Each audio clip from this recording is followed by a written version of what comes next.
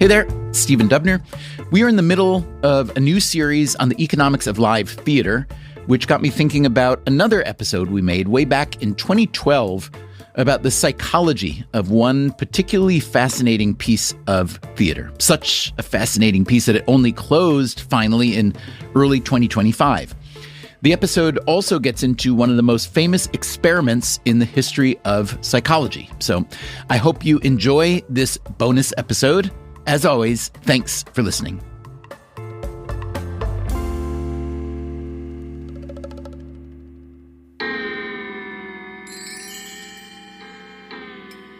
Sometimes you see a piece of theater and it completely scrambles your brain. I remember I was at one of the first performances of Hair. That's Philip Zimbardo, the renowned psychologist. Seeing Hair scrambled his brain because the performers start walking on the seats over your head and walking down the aisles. And that, I had never experienced that before. And it was really troubling, exhilarating, confusing. Because, again, Hair was going to confuse you. They're going to sing songs about masturbation and black girls having sex with white guys and white guys having sex with black. So essentially, before the play began, what they did is set up to say, this is going to shock you. This is going to be off your usual radar. So don't come expecting, traditional theater. This is something new. I still remember that. It was like 40 years ago. We starve, look. Again, that was Philip Zimbardo. Does that name ring a bell?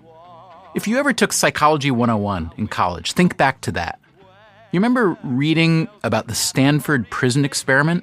That was Zimbardo's experiment back in 1971, in which some student volunteers played the role of prisoners and others acted as guards.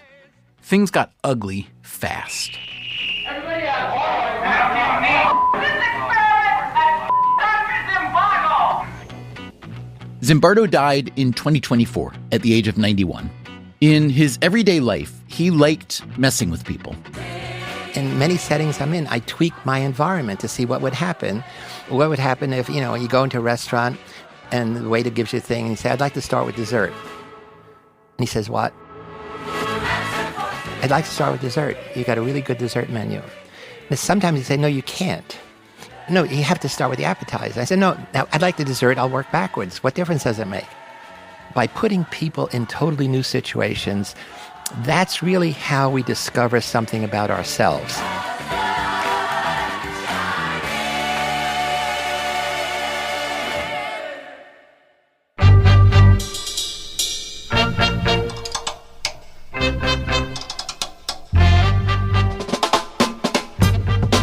This is Freakonomics Radio, the podcast that explores the hidden side of everything, with your host, Stephen Dubner.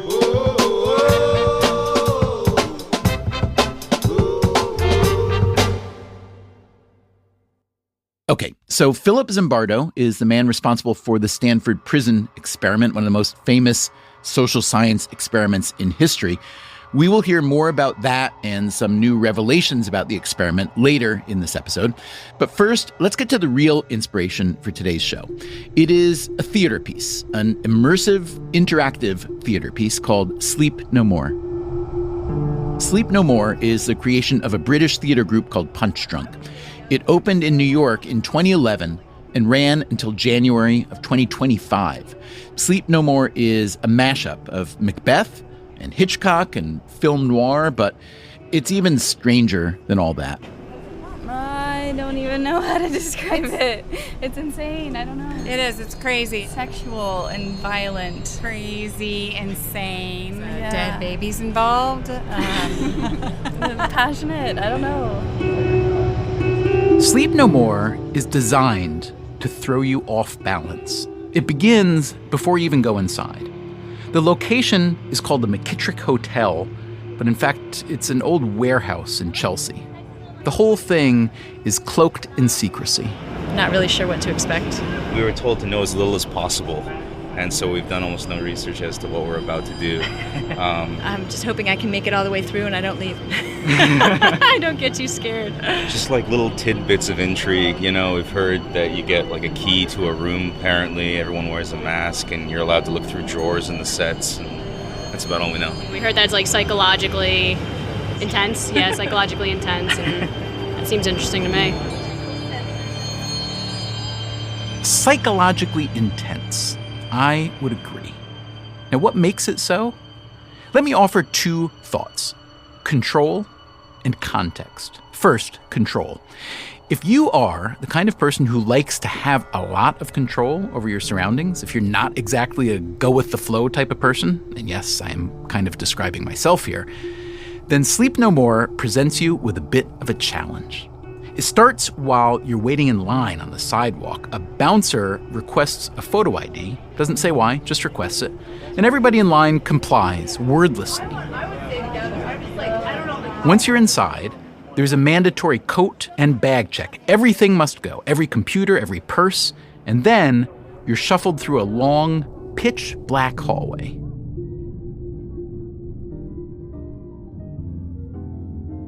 Out of the blackness, you emerge into a bar.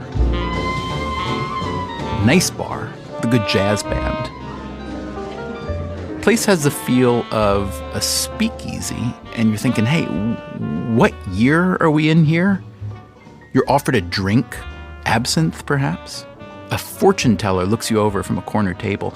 After a while, you're summoned into a freight elevator where you are given a mask, a beautifully creepy beaked mask. And then you are told what you may and may not do for the rest of the evening. Here's Tori Sparks. She plays Lady Macbeth. I think it's very telling of who you are and how you interpret those first instructions that you get. You know, keep your mask on, don't talk, don't use your cell phone, fortune favors the bold. Yeah. You know, and people enter in, and some people just can't handle instructions. They can't handle limitations. They want to talk, and you just told them they can't, so they will. And other people are excited by the fact that they get to be anonymous for 3 hours. Okay, so you've surrendered your valuables at the door, and you're now dispatched on a 3-hour adventure about which you are told next to nothing, during which you may not speak, and yet you're also told that fortune favors the bold. So yes, you have given up a bit of control. Okay, now for the context. Where are we? Where's the stage? Well, there is no stage. Or, really, the stage is everywhere. 6 floors of warehouse that have been turned into an unbelievably elaborate set. There's an old hotel and a town. There are lodgings for the Macbeths and the Macduffs. There's a grand ballroom, a forest, a hospital, a cemetery. You are allowed to wander anywhere and everywhere, to open drawers and read letters, to eat candy from the glass jars in the sweets shop. It's sort of like choose your own adventure. So you're sort of forced to like forge your own path around the building and find different scenes. You make your own journey. It's like very personal. It's sexual and leading. But what about the actors? Where are they? I didn't see an actor for like the first 15 minutes, so I thought it was just kind of set decoration everywhere. But then you start seeing them and trying to figure out who they are, their relationships. You think back to what you were told, that fortune favors the bold. And you learn that you have to follow the performers from room to room, even chase them, or they might bring you with them. A bald woman dragged me up several flights of stairs, through staircases, into this like arena, and it was like incredible. The context is further muddied by the fact that none of the performers actually speak. But over the course of the evening, you will see a lot. Someone hanging themselves was pretty cool. It's like the final. I won't tell you that, sorry. A pregnant woman and her husband having a fight and then making up. Lots of fighting, lots of kissing, lots of taxidermy, dry humping. Oh, my friend Austin's in it, and he gets naked and bloody. So that was pretty crazy.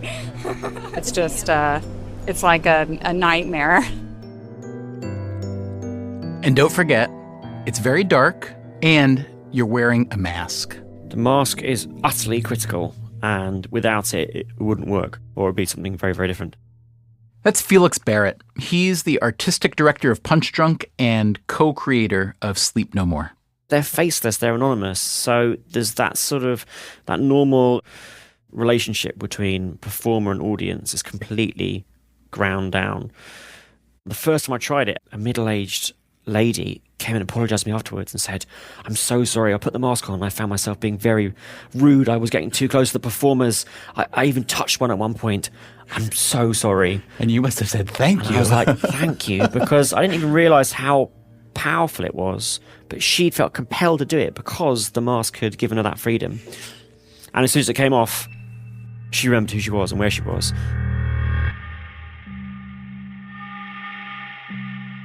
The mask does seem to embolden people. Well, I did something I wasn't supposed to do. I saw a dress hanging on the wall because they said not everything is what it seems. So those who take more risks will be rewarded more. So I put on the dress and she was punished. And I was, yeah. It belonged to one of the actresses. So I shouldn't have done it. The thought of being that much more anonymous with a switch of clothing was even more exciting. One night, Tori Sparks, who plays Lady Macbeth, was dancing inside a sort of glass box. I had a woman, I was performing a solo in the box, and like a crowd filled watching this thing, and for whatever reason, this woman decided she was going to throw objects at the glass. And she found anything, and there's not much in this room you can pick up and throw, but she found it all. She went in our drawer, picked up the lipstick, the fur, anything, the wet t-shirts, and just started chucking it as hard as she could at the glass. And fortunately, I was behind glass. I just kept going with what I was doing. Don't you really want to know what's going on in that person's mind then? Or do you just, I guess in the moment you're just trying to survive the scene. I was in shock. Just like, you're really making that choice right now. Why? Why would you even think that that's what needs to be done right now? And am I making you mad, or are you trying to mess with me? What's going on? So I just tried to stay in character, and the steward that's in this room, of course, went to try and stop her. And she was like, "Oh, I didn't know. I was completely clueless." Fortune favors the bold. Exactly. Yeah. Oh my but gosh. Meanwhile, me and all these other spectators were just like, huh? Every detail of Sleep No More, the music, the mask, the choreography, has been carefully designed to crush your expectations that going to the theater means just sitting in a square room and watching people on a stage speak their lines. Here's Felix Barrett again. It's completely safe. It just feels we almost fictionalize, we dimmed it back, we fictionalize a state of tension that feels slightly unsettling and threatening when actually it's not. Before Sleep No More came to New York, it played in Boston, in an old school building. When we did Boston, the first show, they said health and safety said this is not going to work, it's too dangerous. So we had to put the lights up, and the show didn't work at all.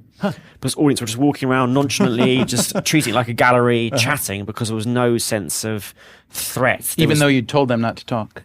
Yeah, because here we have this huge swathe of darkness. If that's not there, then there's no mystery.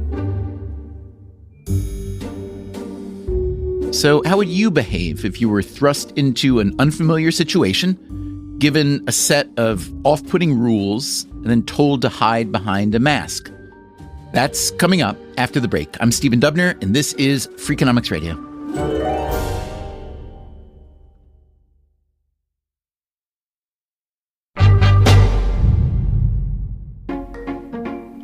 Sleep No More, for me, was a thrill. Unsettling on many dimensions, but also a thrill. What it really made me think about, however, wasn't Macbeth or Shakespeare or Hitchcock or all the awesomely grisly ideas promoted therein. I was mostly thinking about the audience. What it really made me think about was Philip Zimbardo, his Stanford Prison Experiment, and how people change their behavior depending on their surroundings. Here's Zimbardo again.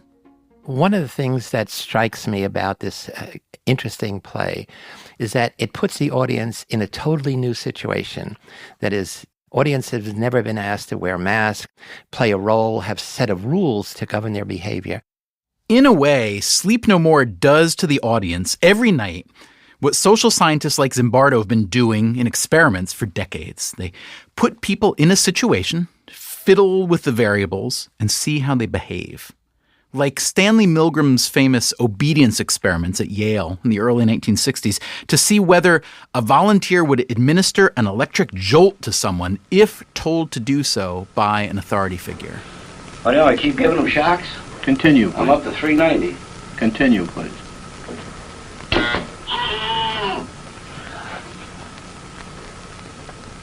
Continue, please. Milgram's experiments took place shortly after Adolf Eichmann went on trial in Jerusalem for Nazi war crimes. Here's Philip Zimbardo again. And as a sidebar, little Stanley Milgram and I were high school classmates at James Monroe High School in the Bronx in senior year 1948, 49. So essentially there was something in that water, but it was really, he was a little Jewish kid who worried about, could the Holocaust happen in America? If Hitler said, electrocute somebody, would you do it? Or Hitler's henchmen. And everybody said, no, Stanley, we're not that kind of person. And what he said, as a high school kid, how do you know unless you're in that situation? After the Milgram experiments, Zimbardo got the idea to set up a fake prison at Stanford with some volunteers acting as guards and some as prisoners. And that was the central commonality in the Milgram obedience studies and my Stanford Prison study, is we put people in a totally new situation where in both studies, we gave people total power over someone else. The experiment was designed to go on for 2 weeks. 24 volunteers, all male college students, were randomly divided into inmates and guards. The inmates were arrested at their homes and brought to a makeshift prison in the basement of the Stanford Psychology Department. Immediately, their individuality was taken away. The guards called them by ID number rather than name. They wore stocking caps to cover their hair and a short smock with no underwear. The guards, too, were dressed alike, essentially becoming anonymous. And the guards not only were in uniforms, but they had to wear silver-reflecting sunglasses, an idea I got from the movie Cool Hand Luke. It didn't take long for the situation to curdle. 416, you got your hands in the air. Why don't you play Frankenstein? 293, you can be the bride of Frankenstein. You stand here. You come over there. You be the bride of Frankenstein, and you be Frankenstein. I want you to walk over here like Frankenstein and say that you love 293. A third of the guards started to exploit their authority, taunting prisoners, making them simulate sodomy, clean toilets with their bare hands. Zimbardo himself began to play a role. I began to be the prison superintendent. I see videotapes of I'm walking down the yard with my hands behind my back and my chest out. I never do that. I was surprised to see that.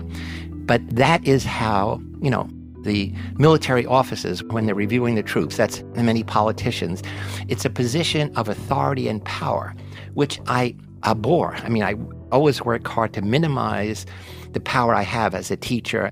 And here I was unconsciously assuming it. Now, Zimbardo is a situationist. I'm a situationist, dyed in the wool. Individual variations, in quote, personality, predict almost nothing about people in these situations.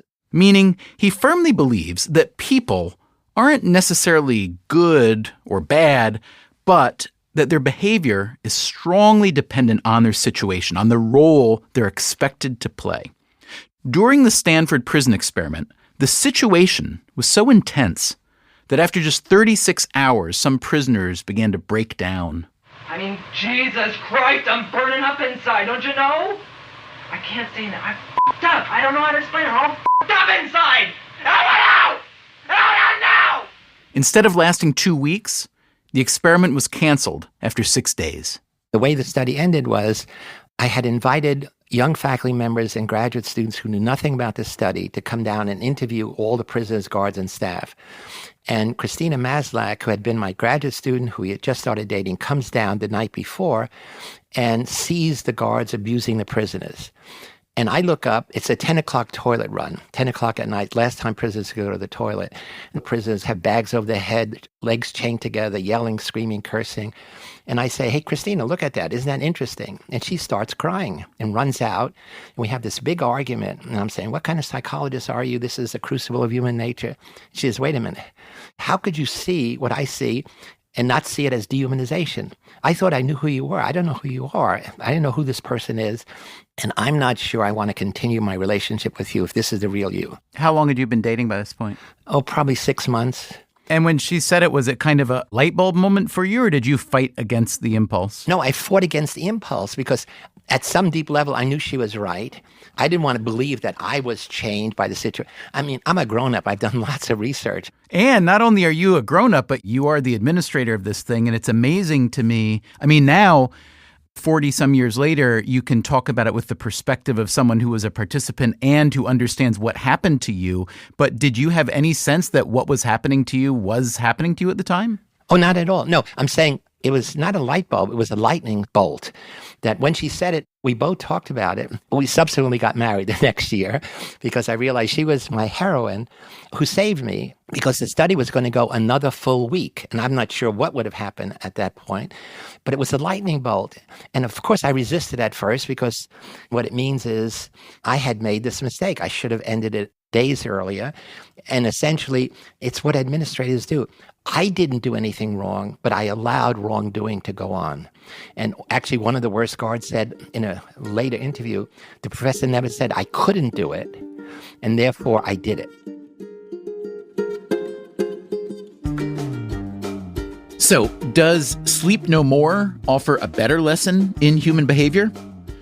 To answer that question, I called my Freakonomics friend and co-author, Steve Levitt. He's an economist at the University of Chicago and host of the podcast People I Mostly Admire. Over the course of his academic career, Levitt has run and observed a lot of experiments, both in the lab and in the field. Hey, let me ask you this, Levitt. I'm sure you're familiar with the famous Stanford Prison Experiment, Philip Zimbardo, yes? Sure. So what do you think that says about anonymity or the power that a circumstance, a place, being put in a place and playing a role, the power that that has on us? You know, I actually never, that's one result I don't believe. I just fundamentally don't believe that if you take undergrads and you put them into the role of the prisoner versus the prison guard, it's just, you know, I've never tried it. But I just don't believe that it's real. And I think to get it, you have to manipulate other things. It just doesn't seem right to me that people are like that. Now, maybe that's what's so amazing about it is that it really happens. And there was, I don't know if you were with me by the time, I was talking to a director from the BBC, and he said that he had tried to recreate that for the BBC, and it got so ugly so quickly that he had to cancel the whole thing, and they didn't even do the show. But I don't know. But wait, got so ugly so quickly, connoting that it did happen, yes? Yeah, he said it was real too. But a lot of times what I've found is that when I try to do experiments as an economist that work great for psychologists, I cannot get them to work. And I really have come to believe that it's because the people in the study are so keen on doing what the researcher wants them to do. And they think that the psychologist wants them to behave in one way, and they think the economist wants them to behave in a different way. And so it's hard to reproduce some of those psychological findings. So I would love to do the prison study, and I'd love to do it in a way that was unbiased. And that's one thing I would bet a lot of money that things wouldn't turn out the way they did in that old Zimbardo study. Well, you know, let me read you. Here's what a couple of the volunteers who played guards back then, 40-some years ago, here's what they said recently. One said that he was playing a role from the outset, trying to create drama to, quote, give the researchers something to work with. And another guard said, I didn't think it was ever meant to go the full 2 weeks. I think Zimbardo wanted to create a dramatic crescendo and then end it as quickly as possible. I felt that throughout the experiment, he knew what he wanted and then tried to shape the experiment by how it was constructed and how it played out to fit the conclusion that he had already worked out. He wanted to be able to say that college students, people from middle-class backgrounds, that people will turn on each other just because they're given a role and given power. So people won't believe me. I've never heard those quotes. I didn't know anyone else thought that way. What I said before was just my intuition that that is not human behavior, what got revealed in those studies. Steve Levitt's intuition turned out to be pretty good. Since we first published this episode, there's been more evidence that challenges the integrity of Philip Zimbardo's findings. In 2018, journalist Ben Blum and researcher Thibault Le Texier published separate investigations based on archival recordings and interviews with participants, which argued that the Stanford Prison Experiment had been significantly manipulated. Zimbardo himself acknowledged that there were methodological problems with the experiment. He shouldn't have played the role of the warden, he said, but he stood by the experiment's main conclusion. The Stanford Prison Experiment is hardly the only high-profile psychology experiment to have been found shaky. If you want to know more, check out a 2-part series we ran in January 2024 called Why Is There So Much Fraud in Academia? Coming up after the break, can theater take us to places that psychology can't? I'm Stephen Dubner. This is Freakonomics Radio. We'll be right back.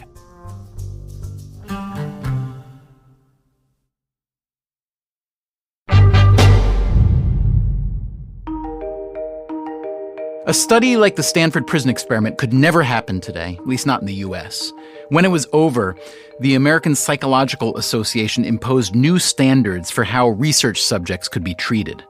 So, if you really want to mess with someone, manipulate their mind, your best bet may still be the theater.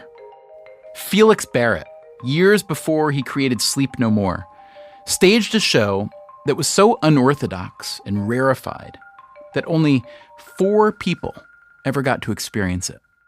It was called The Moon Slave, and it started with an invitation being sent to come to a theatre, a town in southwest England, to come to a theatre, see a show called The Moon Slave, and we invited press and Arts Council, the main funding body. So they thought it was a bog standard show, turned up expecting a normal sit-down proscenium art show, arrived after dark to this sleepy little theatre, no other cars in the car park, walked inside the theatre, a dressed auditorium, seats for 200, programmes, lights on, no one there. So they waited around for a while, got a bit spooked, thankfully all of them stayed, and then a phone rings up on the stage, and they realise they have to get up onto that stage. Amongst the set, they find a parcel that's addressed to them. Inside that parcel, they unwrap it, it's a phone that says your driver's waiting outside. And then they leave the auditorium again, get into the second car waiting with a masked chauffeur. They get into the back of that car, the car speeds off and drives into the countryside. And there in the back of the car, a narrated soundtrack, symphonic soundtrack begins on the car stereo. And that's the true beginning of the show. And then for the next hour, they're driven around, dropped off in the middle of the countryside, given a headset so the story and the symphonic soundtrack continues. And they go through this vast walk through forests and countryside, culminating in a massive sort of pyrotechnic finale when it's revealed they're not actually by themselves, they're actually surrounded by 200 scarecrows. And it was... We actually end up shooting a marine flare into the sky to turn the sky red for 15 miles. So it's all about crescendo and expectation and intimacy.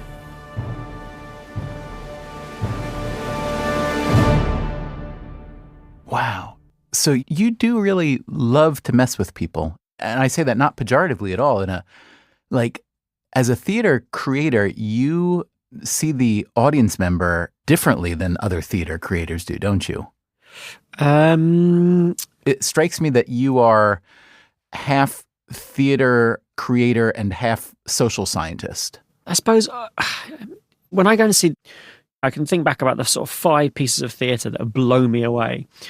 And there's that sensation you get when it's really high quality, well thought out, well crafted art. That's visceral, it connects emotionally. It's almost like that sort of weird, that nexus where everything connects and you get this one sublime moment. I can feel that in my body now if I think about it. And all I want to do as a maker is to give audience members that sensation. And it's difficult to find. And so maybe I just go a different route to trying to source it. But I think I'm just the same as any other director. It's just, you just want your audience to be lost in the work you create. That's one of the pleasures of seeing Sleep No More, watching your fellow audience members get lost in the work. They don their masks and cast off their social mores. Yes, a few of them act out. They interfere with the cast. They steal. Yeah? What do they steal? They love the letters. Yeah. In Malcolm's office, Lady Macbeth's letters. They love to wear Lady Macduff's fur coat. They love the nurse's jacket. They love Macbeth's coat that he gets hung in. They have sex. Yep. I think every show we've done, there's been some sex. Yep. And there's empathy, too. During Sleep No More, one character tries to poison Lady Macduff. Here's Maxine Doyle, the show's choreographer and co-director. There have been moments when audiences have tried to interrupt that moment. There's been moments when Lady Macduff, we set this up, she falls in the party. Sometimes they let her fall on the floor. Most of the times that somebody will save her. More interestingly is Lady Macbeth, the decline of her story plays out in the hospital, and she finishes in an image which is really vulnerable, and she's naked and bloody in another bathtub in the hospital, and she beckons to the audience sometimes to help, and some audience will pick up a towel and will give her a towel or will hold her. So it tends to be that audiences want to save, nurture, protect.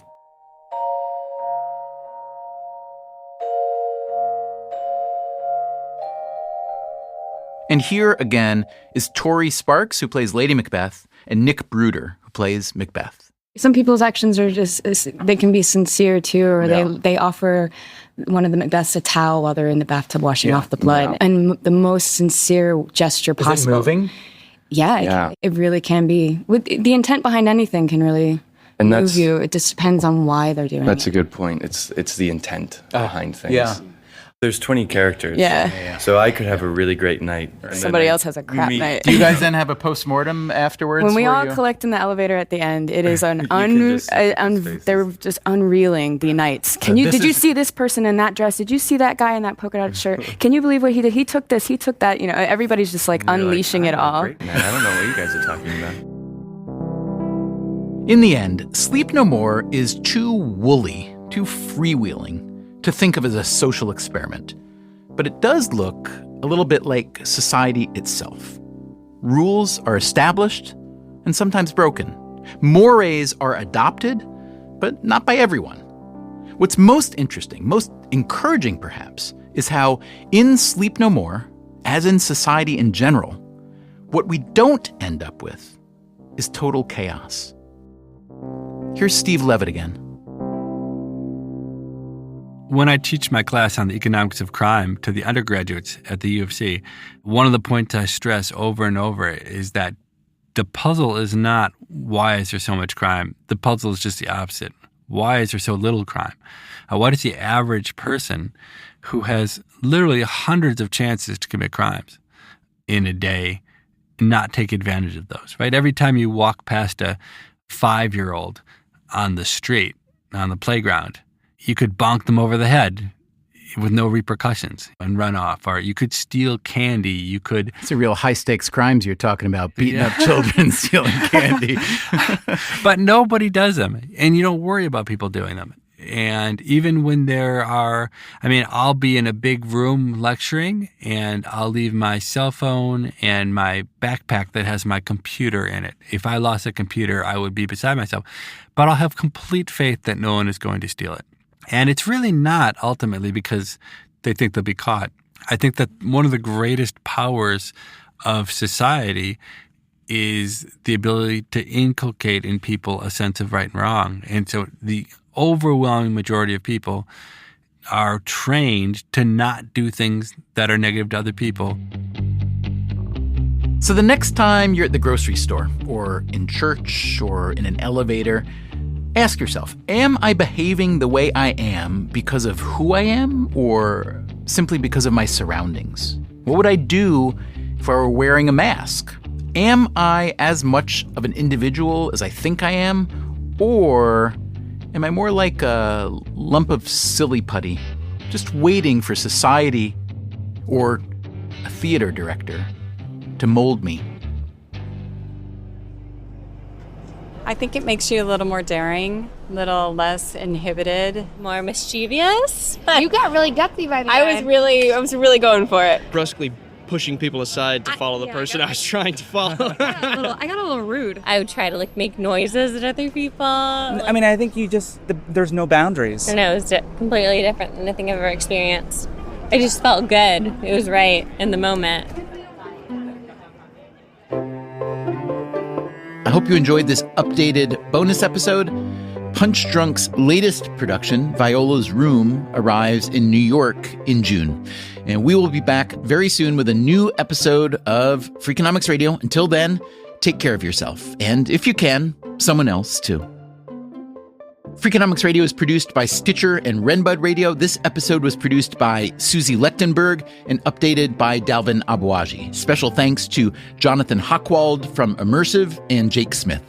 The Freakonomics Radio Network staff also includes Alina Kuhlman, Augusta Chapman, Eleanor Osborne, Ellen Frankman, Elsa Hernandez, Gabriel Roth, Greg Rippin, Jasmine Klinger, Jeremy Johnston, John Schnars, Morgan Levy, Neil Carruth, Sarah Lilly, Teo Jacobs, and Zach Lipinski. You can find our entire archive on any podcast app or at Freakonomics.com, where we also publish transcripts and show notes. Our theme song is Mr. Fortune by the Hitchhikers, and our composer is Luis Guerra.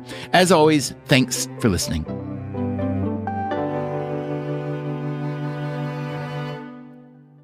When we were really young as a company, we did a production of The Cherry Orchard, and this couple was a huge bed as part of the set, and they took off their masks and started making out. And a steward said, "Fizz, what should I do? Look, they've broken the rule," because they'd become performers. I said, well, they know what the contract is here. If they want to change their status, then by all means. So we let them do it, and I had a whole crowd of audience just watching.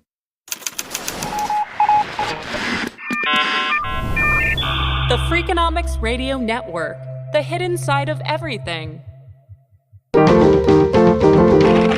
Stitcher.